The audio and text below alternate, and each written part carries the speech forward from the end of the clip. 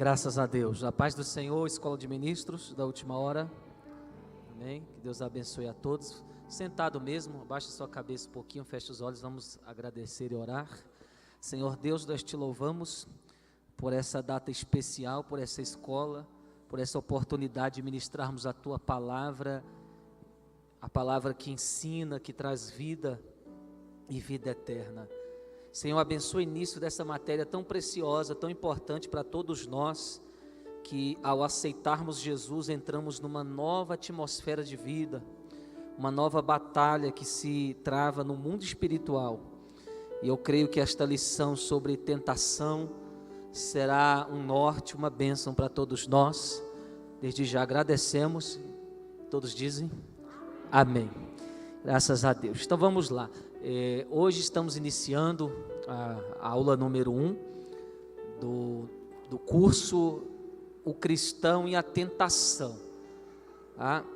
O intuito desse título é justamente que você se identifique com o que você está aprendendo, ou seja, que o cristão e a tentação têm algo totalmente em comum, amém? Então, eu pedi que vocês sempre tenham pedido que aos domingos haja consagração, amém? É um trabalho sério, você jejua, consagra até onde você puder, em adoração, pedindo pela sua vida, pedindo pelo seu crescimento no curso, para que a palavra flua, fique, viva em você, enfim. E ore pelo ambiente, sempre que nós estamos pedindo, para que Deus nos abençoe nessas aulas. Graças a Deus, o curso passado foi sucesso total, e esse também vai ser. E peço que a gente mantenha o pique, amém? No grupo, tá? No grupo de estudo, que é importante, que é o que a gente dá sequência na semana, o que a gente aprendeu aqui, para não matar a semente, né? A Bíblia é pão diário. Mantenha a mesma política, participa dentro do tema, tire dúvidas, explane, se colocar algum texto, fale algo, ou então pergunte sobre algo que você colocou. Não tem problema você demonstrar dúvida, porque você está aqui para aprender mesmo. O que você não pode é ficar inerte, parado, engessado, impedindo a sua própria evolução. Até os animais evoluem, quanto mais nós seres humanos, amém? Então, isso, preencha mais para cá, isso, quero vocês unidos. Já a gente também vai aí, qualquer momento, estudar sobre koinonia.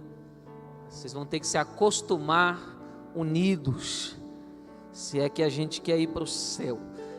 Então vamos lá. Existem tentações, eu vou falar de tentação agora, no sentido comum. Não é disso que eu estou falando. Tipo assim, eu me senti tentado a quebrar minha dieta. Aquele bolo está uma delícia, é uma tentação. Não estou falando da vulgarização do termo tentação. Eu vou falar hoje aqui para vocês nessa aula sobre a tentação de fato, a bíblica, a espiritual, a tentação original em relação ao que aconteceu com a humanidade. A tentação bíblica. Ok? That's good. Do latim, tentatio, significa instigação, que é incitação ou estímulo, que induz ao desejo de algo pecaminoso. Deu para pegar aí? Então a gente vai abordar no início o que é tentação, nessa primeira aula, para a gente ficar de fato situado no que a gente vai aprender aí nesse curso. Então é incitação, instigação, que vai induzir ao desejo de algo pecaminoso ou à atitude de pecar, seja, isso aqui é importante, por ação ou por omissão. Isso aqui é muito importante.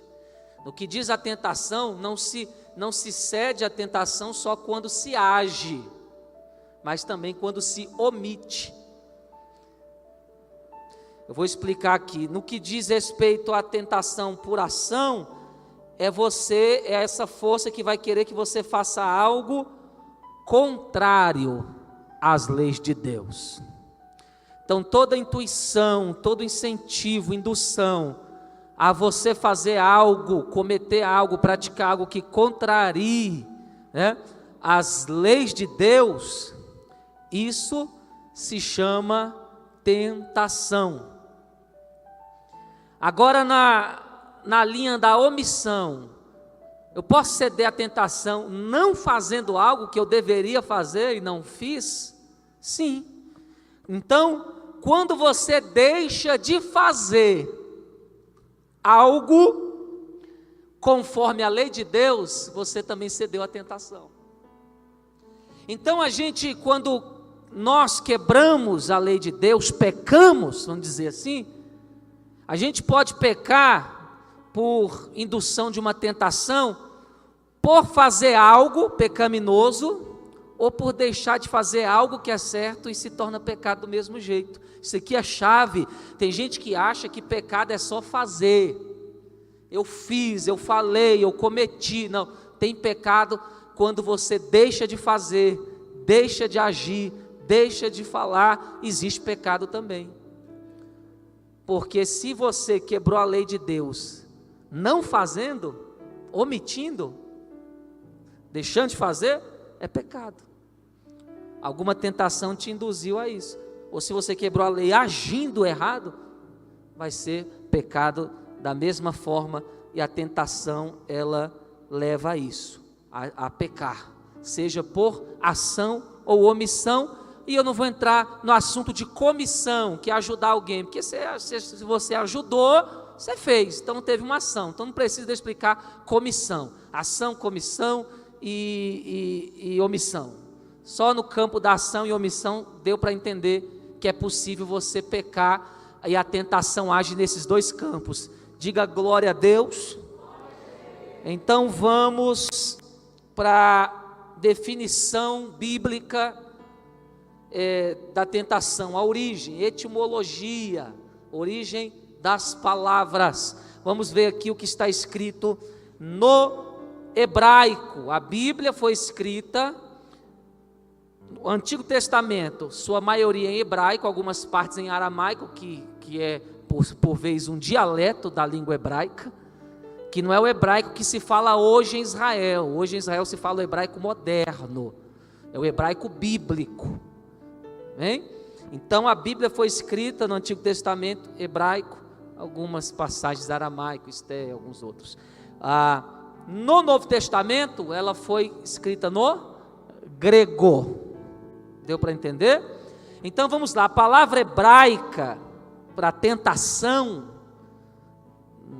isso claro, no Antigo Testamento você vai encontrar essa palavra, é a palavra massa, que aponta para teste ou provação. A palavra que a gente está usando no curso sobre tentação, a origem dela é importante você saber. Hebraico, massa, que significa teste ou provação. Agora vamos para o grego, mais ao Novo Testamento. Existem duas palavras para tentação no grego. Uma delas, peiranos, que é igual a prova ou teste. E essa palavra, ela aparece 20 vezes na Bíblia. Olha só o tanto que a tentação tem a ver com a vida do cristão. 20 vezes essa palavra aparece na Bíblia. A outra palavra é peirazo, bem parecida, porque tem a mesma definição, que significa testar, submeter à prova. Testar, submeter à prova, tá? E essa palavra, ela é engraçada, ela ocorre no Novo Testamento 10 vezes mais do que a outra, do que a palavra peiranos. Ela ocorre 30 vezes na Bíblia. Então nós temos aqui, pelo menos a respeito da tentação, 50 citações, só no grego, só no Novo Testamento, sem contar o Antigo. Então, você está aprendendo algo que faz parte da sua vida e você precisa ser gabaritado nisso, que é o oposto nos nossos dias. As pessoas têm pouco conhecimento a respeito das doutrinas práticas da Bíblia. Então, essa questão de pecado cai muito, se for olhar na teologia, na área de amartiologia, que é a doutrina do pecado, cai muito sobre essa questão de tentação, entendeu? Então vamos prosseguindo aqui. Essa tradução que eu dei aqui, teste, provação, tanto as palavras gregas como no hebraico, testar, submeter-se à prova, não está se referindo à tentação e às provas do dia a dia, não. As provas comuns do dia a dia que você passa, tentação, não é isso. Ela está se referindo de fato à tentação para a prática do pecado. Não está falando de provas do dia a dia, luta, coisas comuns, não. Porque às vezes você pode confundir, está achando que está falando de luta, passei uma luta, estou sem dinheiro para comprar comida, estou submetido a uma prova, não é nesse sentido, tá? Isso aqui é importante, embora a gente traduziu dessa forma, submeter-se à prova, mas ela tem um contexto voltado para tentação em se praticar o pecado, você ser submetido a uma provação de ser induzido a pecar, é isso, amém? De pecar mesmo, de errar, de vacilar com Deus, vamos usar assim a palavra, né? Transgredir. Então essas palavras se referem de fato a isso, tentação bíblica. Então, o que é pecado? Sabe que a tentação nos induz a pecar, a gente tem que saber o que é pecado. Alguém aqui tem alguma definição já assim, segundo as suas palavras, sobre o que você acha que é pecado? Porque se é cristão você tem que saber o que é isso, pelo menos da sua forma de entender. O que você acha? Errar o alvo, e aí, o que vocês acham que é pecado? Oi? Tudo aquilo que seja contrário à vontade de Deus. E isso porque o cristão, gente, não pode estar nesse anonimato de viver evangelho, não saber o que é evangelho. Todo dia você está falando, irmão, vigia para não pecar. E você fala, irmão, o que é pecar? Eu não sei não, só sei que você tem que vigiar. Essa geração a gente quer levantar para fazer a diferença? Não pode. O negócio é sério. Deus tem uma expectativa ao meu e seu respeito, que a gente cresça, amadureça, seja capaz de instruir, de iluminar, para ser luz do mundo, sal da terra, tem que ter um entendimento básico. Os pastores geram expectativa, pregam tanto tempo aqui, geram expectativa que alguém venha entender e venha funcionar no reino. E onde está a estagnação do povo? O povo não conhece, frequenta igreja, mas continua analfabeto de Bíblia. Então, para isso, a escola de ministro, eu sei que Deus é Deus de milagre, mas ela não vai fazer milagre na sua vida. Ela vai ser o norte. O milagre é você mesmo, entendeu? É você que decide aproveitar as oportunidades que você tem para que ela te faça alcançar o que Deus te prometeu. Então temos que saber. Eu vou dar uma definição bíblica, há várias definições, literais, segundo os sinônimos, os dicionários, mas uma definição dentro da Bíblia, uma passagem que vai facilitar. Abre em João, o Evangelho escrito por João, capítulo 3, e versículo 4.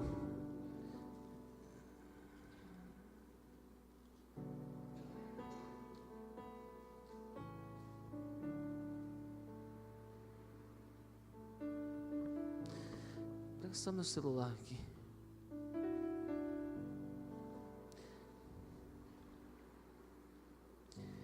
Vamos deixar esse versículo aqui para a gente ler depois. Então, o que eu quero falar aqui para vocês a respeito de transgressão, de pecado, que é justamente o que foi falado pelos participantes nessa noite, que é transgredir a lei. Você entendeu? Quando você transgride a lei, olha aqui, 1 João capítulo 3, versículo 4.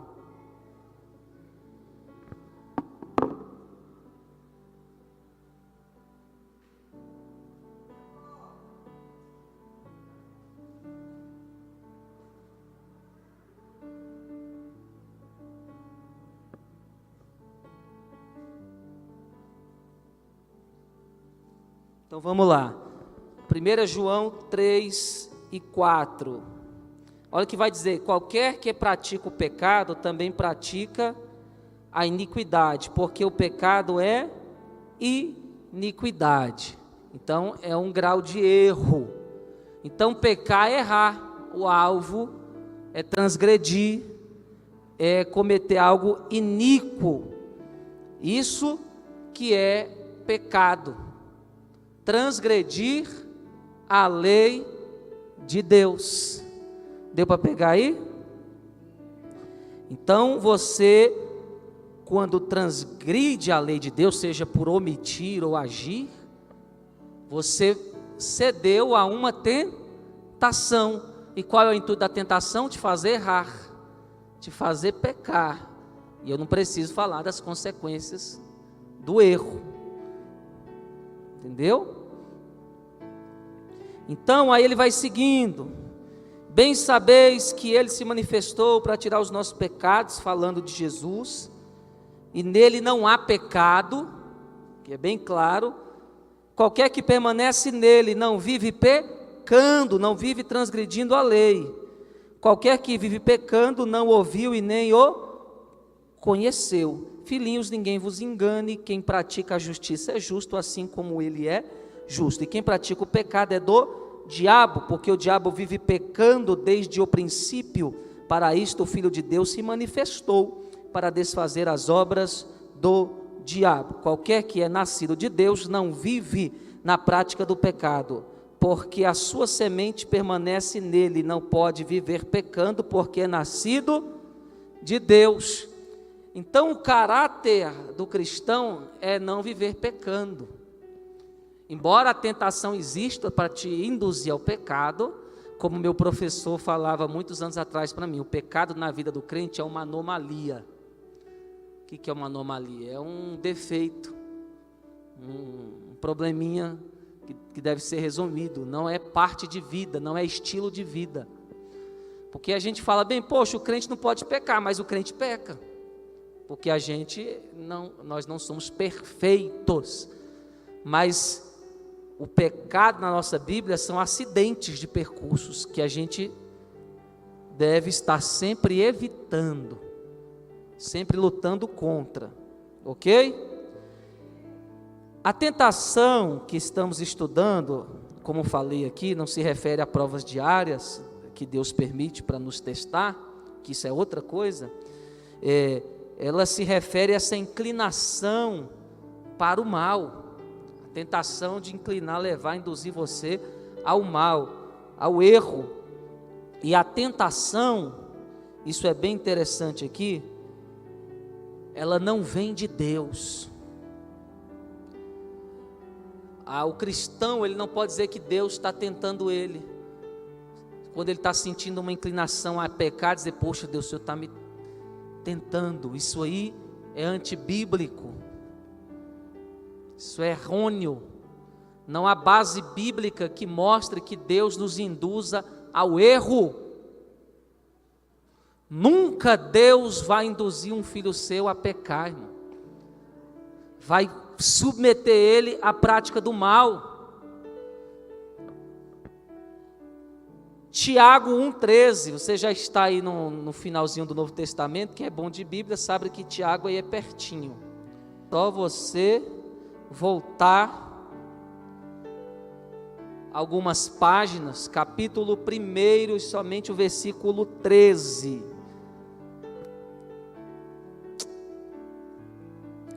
Isso. Deu para encontrar aí? Hoje é a tarde da Bíblia, irmão. Pega a Bíblia, olha ela, beija ela, gosta dela aí. Olha só. Ninguém sendo tentado, diga, de Deus sou tentado, porque Deus não pode ser tentado pelo mal, e a ninguém tenta, ponto final. Aí você pensa, vou jogar uma polêmica aqui que eu gosto disso, para abrir a nossa mente, Mas se Deus não pode ser tentado, e esse é o fato dele não tentar ninguém, então o que você me diz de Mateus 4, Lucas 4, Jesus não é Deus, e não diz que Jesus, Deus, foi tentado? E aí? Quem está errado? E aí, escola de ministros, quem está errado?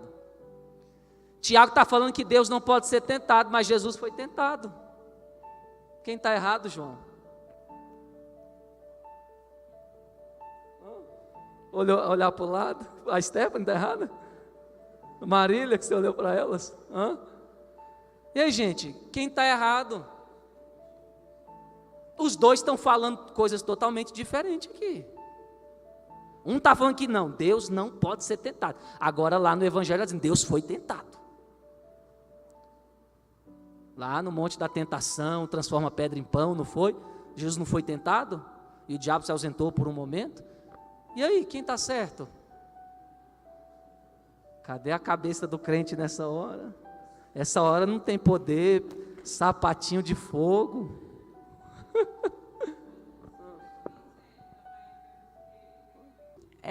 Não sei se estou certa. É porque ele veio em formato de homem para mostrar para a gente que a gente pode ser tentado e vencer. E aí ele está em espírito, aí sim, que aí ele não pode ser tentado. Não sei. Isso é importante. Vocês não podem ter medo, vocês têm que crescer. Se não arriscar, vocês não crescem.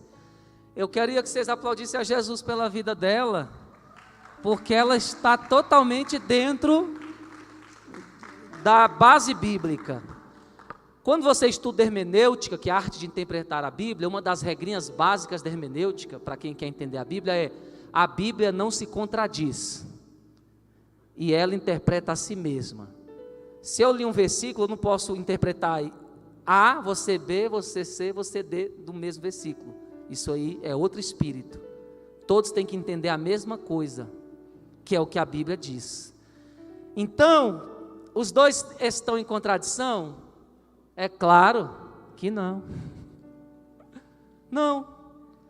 É porque é necessário, às vezes, para entender certas questões, ter base teológica, para entender um contexto que foi explicado por ela. Deus não pode ser tentado, mas para salvar o homem, ele se rebaixou.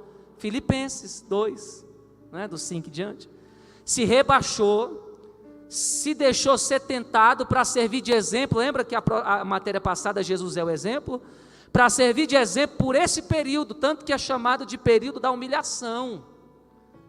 Mas aí quando Jesus consumou a obra, que ele tinha que vir à semelhança dos irmãos, ser tentado, como é que Jesus vai dizer, vence o pecado, se ele não pegou e mostrou na prática que ele poderia vencer? Ele seria um hipócrita, então ele teria que passar por amor a nós, por esse período. Mas acabando esse período, ressurreição, assunção, ele voltou ao seu estado eterno, seu estado com a sua deidade completa, e ele não pode ser tentado, entendeu?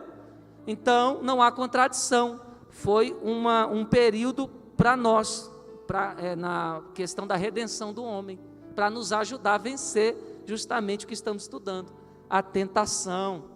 Tá, o povo está esperto aí, né, irmão? Não vai.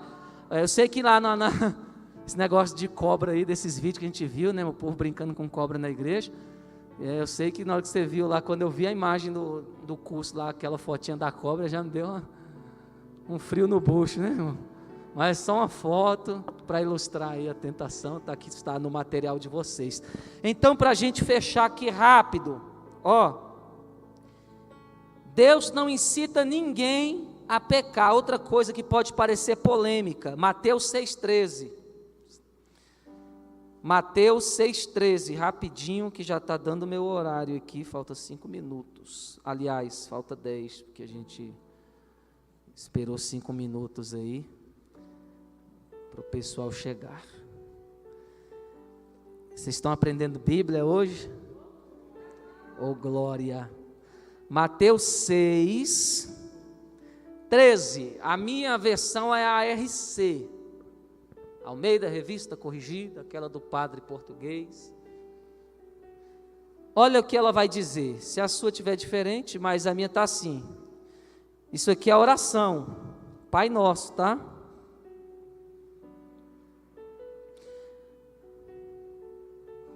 Ele ensinando a orar, Jesus ensinando a orar, ele vai dizer, isso no diálogo com o Pai de oração, e não nos induz à tentação, mas livra-nos do mal, porque teu é o reino, o poder e a glória para sempre, amém. De quem é o reino, o poder e a glória para sempre, amém? De Deus, não é? Jesus estava em terra falando para o Pai, Pai, teu o poder, o reino e a glória. E como é que Jesus está falando para o Pai? Pai, não induza-nos à tentação. Se a Bíblia de novo falou que Deus não tenta ninguém, e aí? Eu respondo de novo ou deixo vocês estudar de verdade? Porque são questões que o leigo pode pegar e confundir. Ah, sua Bíblia está errada aqui, é uma prova. E você tem que saber defender, interpretar o que está escrito aqui.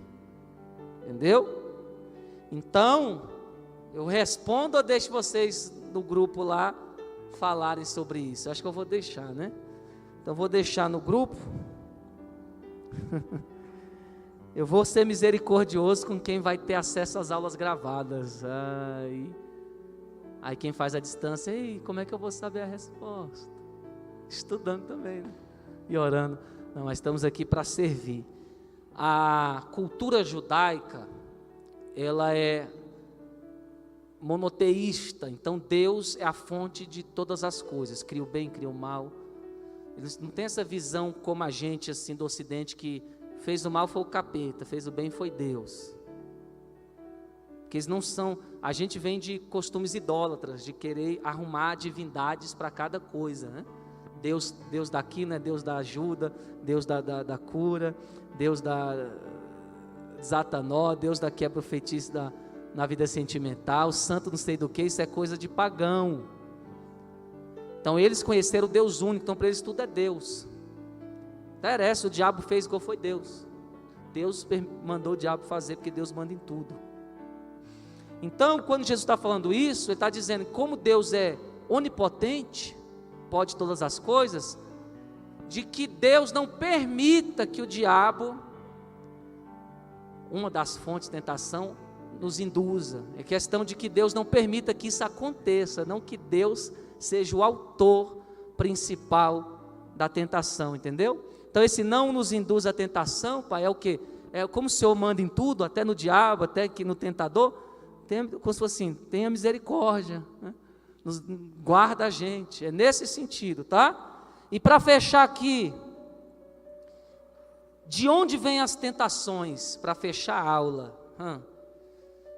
Isso faz parte da sua vida, você tem que saber. Como é que você vai guerrear contra um mal, contra algo que vai induzir o mal, se você não sabe nem de onde vem? Tem que saber, não tem? Você sabe?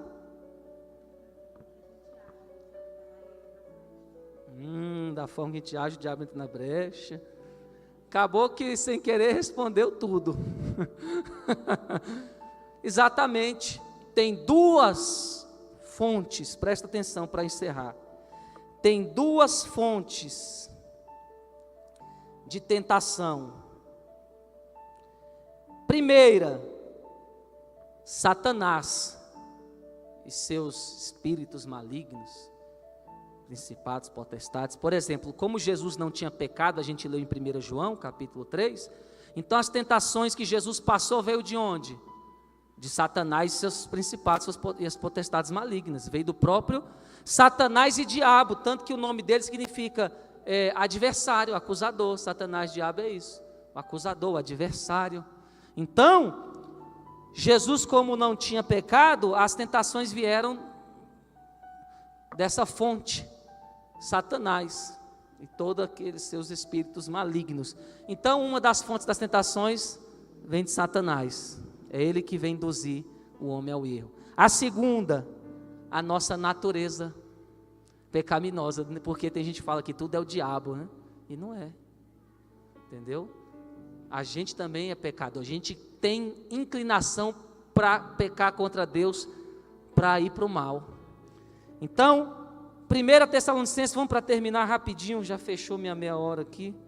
1 Tessalonicenses 3,5, lá no Novo Testamento, Gálatas, Efésios, passando. Colossenses, Tessalonicenses. Paulo falando da obra, intercedendo de uma forma pelos seus cooperadores, olha o que ele vai dizer aqui, 1 Tessalonicenses 3, 5. Portanto, não podendo eu também esperar mais, mandei-o, isso é uma carta que Paulo escreveu, depois você vê lá, saber da vossa fé, temendo que o tentador vos tentasse, o nosso trabalho viesse a ser inútil. Olha uma referência a uma ação espiritual provinda de Satanás. Ele temeu que o tentador atrapalhasse a obra naquela região ali, escrevendo aos Tessalonicenses. Deu para pegar aí a fonte? Um exemplo? Um dos vários. Na semana você coloca mais exemplo lá de mostrando o diabo como fonte, tá? Os demônios como fonte de tentação para o homem. Segundo, a própria natureza do homem, Tiago 1,14. Volta lá em Tiago, está aí no fim do livro, você já está no finzinho, anda mais um pouquinho. Tiago 1,14. Qual é a segunda fonte de onde vem a tentação? Da nossa alma, no grego psique, no hebraico nepesh, que é o centro das emoções. A essência do homem é má, é pecaminosa, ela é contrária às leis de Deus. Então a gente também é uma fonte, entendeu? Que nos próprio induz a pecarmos, a gente mesmo, por nossa própria natureza e vontade. Olha o que está escrito em Tiago 1,14. Mas cada um é tentado quando atraído, engodado, envolvido pela sua própria concupiscência, que é próprio desejo. Então você também é tentado pelo seu próprio desejo, da sua própria natureza.